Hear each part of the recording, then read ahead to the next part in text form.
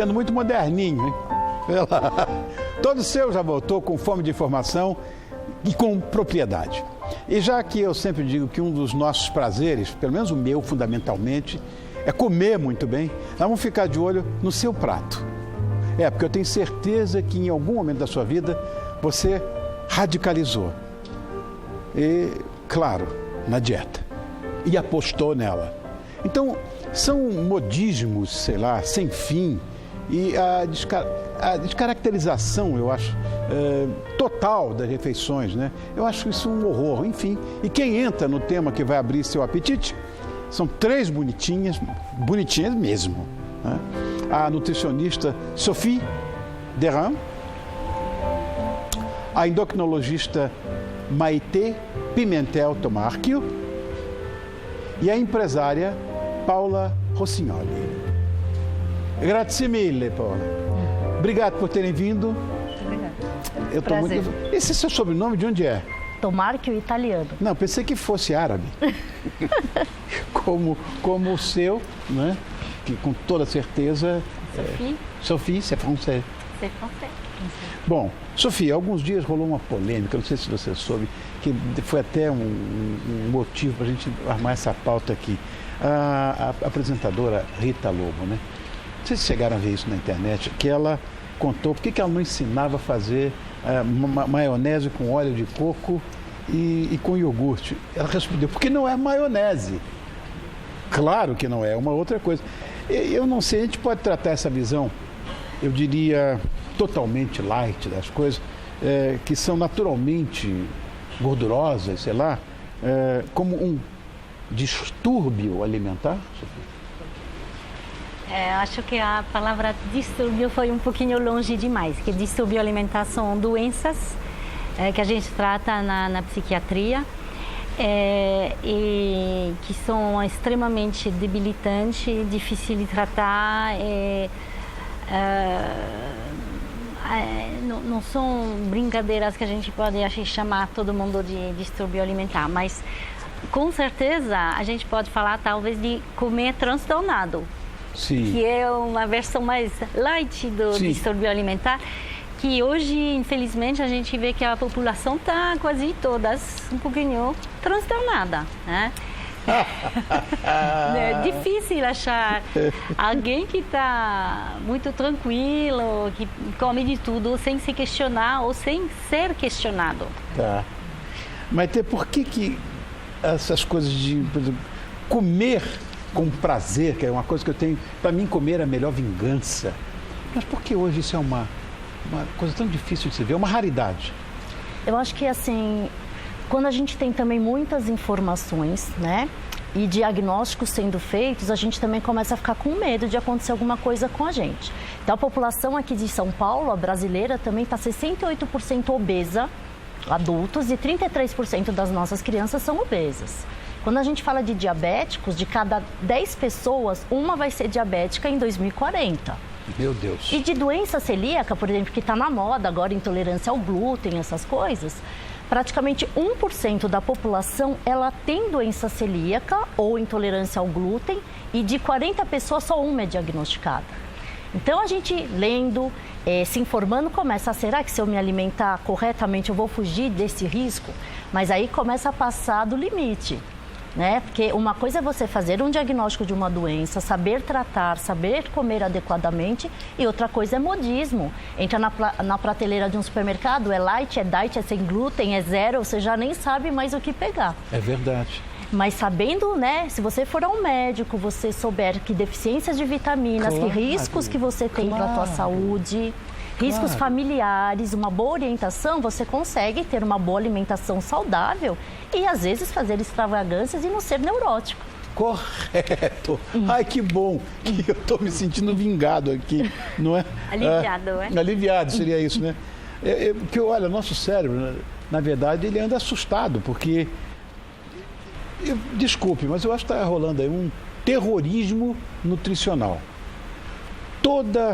Todo nutrólogo ou todo nutricionista que eu trago aqui diz que não é para fazer nada disso, que tem que comer com moderação tudo, a não ser que você tenha algum problema, que você falando da doença celíaca, por exemplo. Claro, Mas deixar de comer glúten virou moda. Não é para quem tem a doença, é moda. E Na isso me verdade, incomoda. Paula, eu queria falar contigo depois das duas, exatamente por isso. Porque você tem intolerância ao glúten há mais de 15 anos. Não, na verdade, eu sou celíaca. Sou celíaca, bem mais do que 15 anos. Provavelmente eu nasci celíaca, porque a doença celíaca, ela é genética. E isso é realmente prejudicial, claro. E eu fiquei mais da metade da minha vida sem saber que eu era celíaca, consumindo glúten e sofrendo todas as consequências desse glúten no meu organismo. Então eu tive uma anemia muito, muito forte, sem ter ferro, sem ter ferritina. Eu tive problema com cálcio, com osteoporose. Eu tive várias deficiências. Eu tive uma perfuração do intestino por conta da doença celíaca, porque a doença celíaca ela acaba com as vilosidades do intestino e isso ao longo dos anos ele perfurou. Eu tive uma cirurgia de emergência com uma infecção generalizada no abdômen. Passei na realidade sepsemia? Tive. Uau. E fiquei na UTI, fiquei em coma. Então, no seu caso, está longe de ser modismo. Então, e sem saber, não. No meu caso não é um caso de modismo, no meu caso é um caso de saúde realmente. E sem saber que eu era celíaca. Então eu tive o diagnóstico há 15 anos, então há 15 anos eu não consumo nada de glúten, mas até eu ter esse diagnóstico eu sofri muito e quase fui a óbito por conta da doença celíaca. E aí, pegando o gancho disso, quem é celíaco ou quem suspeita que é celíaco não pode entrar numa dieta sem glúten sem ter o diagnóstico. Então eu não posso começar uma dieta sem glúten e depois tentar fazer uma endoscopia com uma biópsia, porque vai dar um resultado falso. Eu tenho que estar consumindo glúten para poder fazer essa endoscopia e essa biópsia para poder ter esse diagnóstico. E o que acontece é que as pessoas tiram o glúten antes de ter o diagnóstico. Aí mascarou a doença. E aí o intestino ele se recupera. Claro. No meu caso, o meu intestino ele demorou de 2002 a 2007. Foram 5 anos para ele se recuperar as vilosidades e a absorção intestinal. 5 anos. Sophie, o glúten é importante na vida de quem eventualmente não tem restrição a ele, não tem a doença celíaca? Veja bem, dá para ter uma vida super saudável sem glúten, tá? O glúten não é obrigatório, também a gente pode comer, por exemplo, arroz, feijão, pão de queijo, frutas, legumes, tudo isso é sem glúten. O problema é esse modismo de tirar o glúten e de tirar de uma maneira muito assustadora. E se você pensar bem, essa moda, ela na realidade, ela foi desenvolvida assim para emagrecer, que não é nada o objetivo do tirar o glúten. Mas o que acontece? Você tirar o glúten de uma pessoa, vamos dizer, normal, de repente ela não pode comer pão, ela não pode comer pizza, ela não pode comer bolacha, então ela tira muitos alimentos da alimentação dela e acaba comendo mais legumes, então ela é mais ou menos forçada a mudar a alimentação, que vai dar um resultado sim no começo, provavelmente de perda de peso, só que não vai ser sustentável, porque ela pode se sentir muito mal com essas restrições, que não são devidas à saúde. No caso da Maitê, como é saúde, a relação é diferente do que fazer essa restrição por emagrecer, que é uma restrição muito mais difícil de seguir. Aliás, você fala no seu livro que se você quer emagrecer, fuja da dieta. Exatamente. Mas como assim? Na realidade, hoje a gente vê que, primeiro, quase todo mundo que faz dieta volta a engordar. Sim, o tal do efeito sanfona. O efeito sanfona, justamente, não somente volta a engordar, mas com o risco de engordar mais. E, sabe, eu fui até ver quem são as pessoas que conseguem não voltar a engordar, que são mais ou menos 5%. 95% das pessoas que fazem dieta voltam a engordar. E os 5%, será que é sucesso? É interessante ver que, na maioria, eles entraram em transtorno alimentar. Então, isso não é um sucesso.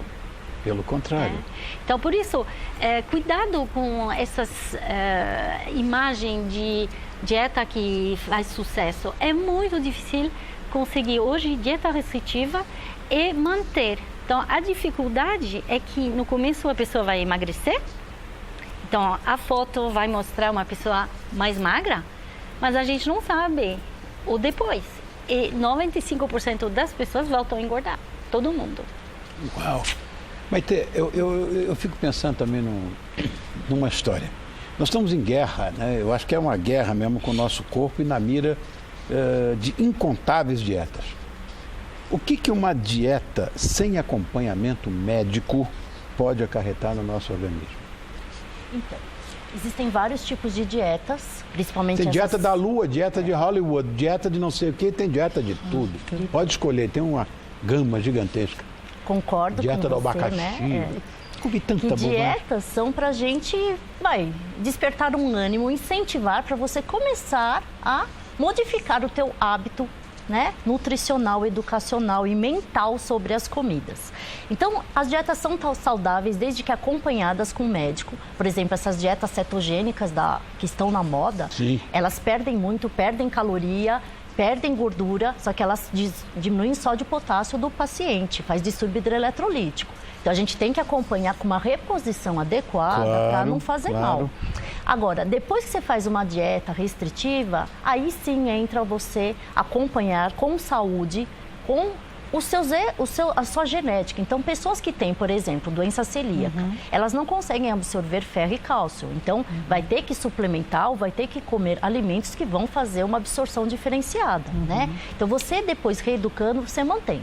E uma coisa muito, muito interessante é, qualquer tipo de dieta, ela não tira necessariamente as células de gordura. Ela só diminui o peso. Na célula de gordura, a gente tem uma informação metabólica e a memória metabólica de que você vai ter que voltar a engordar. Nosso corpo, ele tem um sistema que chama PONC no cérebro, que ele faz você querer voltar a engordar. É um mecanismo de ação de reserva. Então, se você só faz a dieta e depois não troca a gordura por musculatura, é fácil ter efeito sanfona. Como é complexa a história da histologia, né? É muito complicado você estudar a célula humana, qualquer tipo de célula, né? E nesse ponto eu acho que você está mais do que coberta de razão, porque tem lógica em tudo que você está falando. O caso da Paula, por exemplo, eu não sei como é que foi a adaptação dela, porque você teve que mudar a sua alimentação. Completamente. Claro, para que você se sentisse melhor. Como é que foi isso? Primeiro fiquei em estado de choque, porque primeiro você fala, bom, agora eu vou comer meu pãozinho francês, e agora? Né, porque fui estudar um pouco, fui ver o que é, onde estava o glúten, em quais alimentos estavam presentes, o que eu podia e o que eu não podia. Mas há 15 anos atrás, eu não tinha informação em rótulo como existe hoje. Sim, não estava claro. escrito contém glúten, não contém glúten. Então, era difícil saber. Hoje a gente sabe que tem produtos que a gente nunca imaginou que possam conter glúten, contém. Você pega uma coisa, você fala, nossa, mas tem glúten nisso aqui, um caldo desses de tempero que a gente coloca na comida, tem glúten. Então, nossa, mas aqui tem glúten? Então, foi muito difícil descobrir onde estava esse glúten escondido. Até remédios têm glúten, né? Remédios, até cosméticos, glúten, até um né? batom, um hidratante, maquiagem, um hidratante. Gente, eu não sabia disso. Tudo. Então isso afetou a sua casa? Tudo. A minha vida realmente mudou E a sua completamente. casa? A minha casa precisou ser toda descontaminada, a família inteira participando, passou a se alimentar sem glúten na minha casa. Eles consomem glúten fora de casa. Em casa não tem glúten. Troca de eletrodomésticos, de fogão, de forma, de liquidificador. Por quê? Porque tudo está contaminado. Contamina. O glúten não é solúvel em água. Ele é solúvel em ácido, em base, em álcool, mas não em água. Água e sabão não lava, não limpa, não elimina o glúten. E aí qualquer partícula de glúten é uma reação alérgica, né? Então não importa a quantidade desse glúten, qualquer partícula. Então hoje eu tenho que tomar muito cuidado. É muito difícil me alimentar fora de casa, ir num restaurante, porque os restaurantes estão contaminados. É difícil um restaurante que tem uma cozinha separada, que possa te atender. Não, isso não existe. Existe. Existe, Existe. Fora do país existe. Aqui ainda Não, aqui, eu alguns digo lugares. aqui, não Mas sei, fora não do país, você chega, fala da sua condição celíaca, a senhora pode entrar, se sentar, porque nós estamos preparados para lhe servir. Sensacional. Cozinha separada, inclusive. Então, ainda estamos caminhando. Eu acho que hoje os profissionais dos restaurantes, dos hotéis, já estão sabendo o que é doença celíaca. Há uns anos atrás, quando eu me apresentava e falava, eu sou celíaca, as pessoas não sabiam o que era. E tive vários problemas em restaurante, não, mas a gente passou só um pouquinho na farinha. Não adianta. Sofia, você fala que tem que fugir da dieta. Mas qual é a forma mais eficaz de você ficar com o teu corpinho? Na verdade, eu posso até falar ao contrário. O método mais eficaz de perder saúde e engordar é fazer dieta. Então, hoje a gente vê que o caminho mais interessante para um peso saudável e estável, porque nosso corpo não é de ganhar 10, perder 15, ganhar 20. Né? O nosso corpo adulto é de ter um peso sustentável. E justamente voltar a ter consciência alimentar, quer dizer, respeitar nosso corpo. Em vez de tentar controlar pela dieta ou pela restrição, voltar a conversar. Será que eu estou com fome? Será que eu estou satisfeita? Será que é emoção ou fome? Então, reaprender a lidar com nossa consciência alimentar, o que se chama de mindfulness, ou comer o mais consciente. E tem cada vez mais estudos mostrando que é o caminho mais sustentável de um peso estável. Olha, falando da Rita Lobo, que começou no programa falando dela, ela diz que hoje está acontecendo uma medicalização dos alimentos. Concordo. Eu também acho. Eu não sei, de repente a comida deixou de ser remédio para ser veneno. Não pode nada. Antigamente eu me lembro disso. Ovo? Não! Pelo amor de Deus, ovo, colesterol. Hoje o ovo faz muito bem. Café, sai de perto do café. Hoje o café faz muito bem. É uma coisa maluca isso, porque você fica perdido, não sabe para onde vai. Agora, é engraçado que essa parte de medicina e mesmo quando eu falo de nutrólogos e mesmo nutricionistas dizem, coma com moderação, tudo. Não exagere em nada, porque você vai se arrebentar. É isso mesmo? Ou de fato está virando remédio, comida, em vez de... Está virando, sei lá, veneno em vez de remédio? Eu acho que depende muito de cada pessoa e do metabolismo de cada um, né? Então, Sim. quando eu trabalho muito com síndrome metabólica, que é o acúmulo de gordura visceral e todo esse processo de metabolismo. Tem esteatose.